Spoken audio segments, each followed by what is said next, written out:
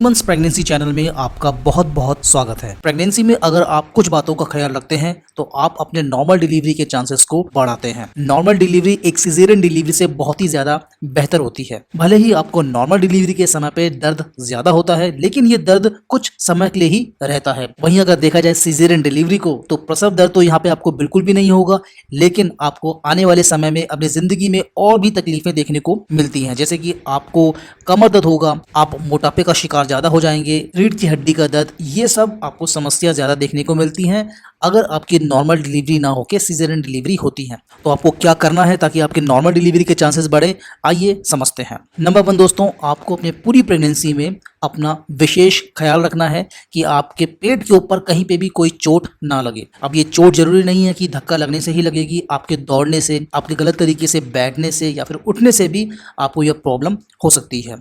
कुछ महिलाएं इस समय पे सीढ़ियां चढ़ती हैं, सीढ़ियां उतरती हैं, तो उससे भी आपको यह प्रॉब्लम हो सकती है। प्रेगनेंसी में जैसे ही आपका 3rd ट्राइमेस्टर लगता है तो उस समय पे आपकी गर्भ की थैली जो होती है वो बढ़ जाती है, जिसके अंदर बच्चा रहता है।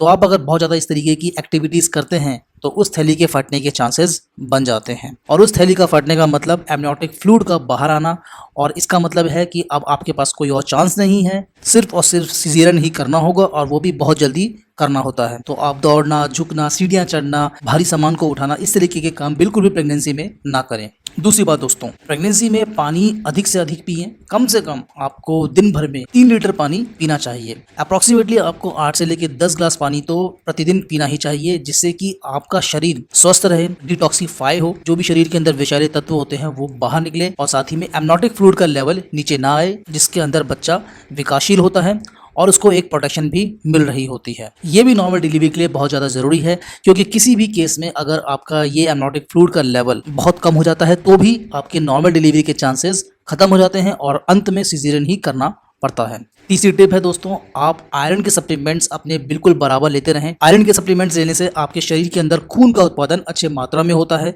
क्योंकि नॉर्मल डिलीवरी के समय पे काफ़ी ज़्यादा खून का रिसाव होता है, और इसको कंपनसेट करने के लिए आपको अभी से ही तैयारी करनी पड़ेगी। तो इसके लिए आप उन सब चीज़ों का सेवन करें जिनके अंदर आयरन अच्छा होता है, जैसे कि अंजीर हो गया, अनार हो गया, चुकंदर हो गया। तो इन सब चीज़ों से आपके शरीर को आयरन मिलता है। इसके अलावा दोस्तों आपको सप्लीमेंट्स मिलते हैं आयरन के, वो भी आप जरूर खाएं, ताकि आपके शरीर में खून की कमी ना हो, आयरन की कमी ना हो, एनीमिया का रोग आपको ना हो, क्योंकि इस तरीके की कंडीशंस में आपकी नॉर्मल डिलीवरी के चांसेस बहुत ज़्यादा कम हो जाते हैं। चौथा है दोस्तों, आपको कंट्रोल करना है अपने मीठे खाने की चाहत के ऊपर। प्रेगनेंसी में आपका मीठा खाने का बहुत मन करता है, लेकिन इसको आप कंट्रोल करिए, नहीं तो आपको डायबिटीज़ की शिकायत हो सकती है, जिसे बोलते हैं जेस्टेशनल डायबिटीज़। आप अपने मीठे की क्रेविंग को शांत करने के लिए फ्रूट्स खा सकते हैं, उनमें फिर भी जो नेचुरल फ्रुक्टोज और जो सुक्रोज होता है उससे फिर भी ब्लड शुगर लेवल उतना स्पाइक नहीं लेता है। तो आप बहुत अधिक चीनी वाली चीज़ें ना खाएं, क्योंकि ऐसी कंडीशंस में भी नॉर्मल डिलीवरी के चांसेस कम हो जाते हैं। 4th है दोस्तों, आपका व्यायाम। आपको व्यायाम करते रहना है।